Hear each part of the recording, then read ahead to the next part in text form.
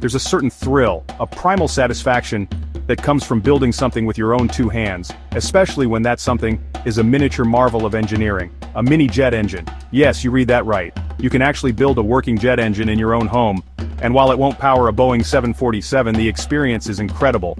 It's educational, challenging, and downright cool. In this essay, we'll embark on a journey together, a journey into the heart of miniature combustion and thrust.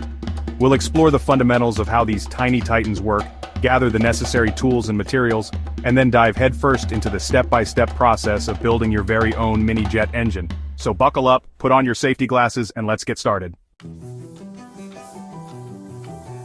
Before we break out the blowtorch, let's take a moment to understand the fundamental principles behind these miniature marvels. A mini jet engine, much like its larger airplane-powering counterparts, operates on the principle of jet propulsion. Here's the gist. Air is sucked into the engine through the intake, compressed to increase its pressure and temperature, then mixed with fuel in the combustion chamber. The ignited fuel-air mixture rapidly expands, creating a powerful jet of hot gases that are expelled out the back of the engine, generating thrust. This thrust is what propels the engine, and whatever it's attached to, forward. Building a mini jet engine isn't as daunting as it sounds, but it does require a specific set of materials, tools, and a healthy dose of patience. Don't worry, you won't need to raid a NASA facility. Most of these items can be found online or at your local hardware store. Here's a rundown of the essentials. Metal sheets and tubing, stainless steel, or similar heat-resistant metal. This forms the body and components of the engine. Compressor and turbine.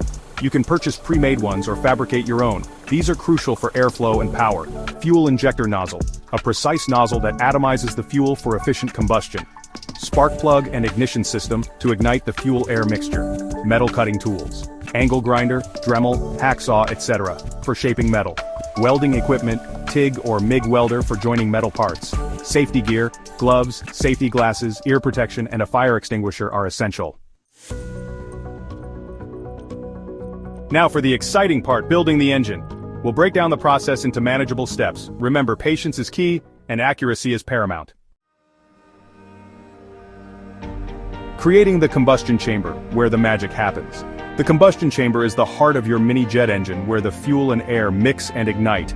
It needs to be strong enough to withstand high temperatures and pressure. So, start by cutting the metal sheet to the required dimensions for the chamber's body and end caps. Then, use your welding skills to join them together, ensuring a tight, leak-proof seal.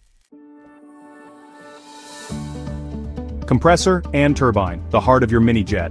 These components are responsible for drawing air into the engine and expelling the hot gases.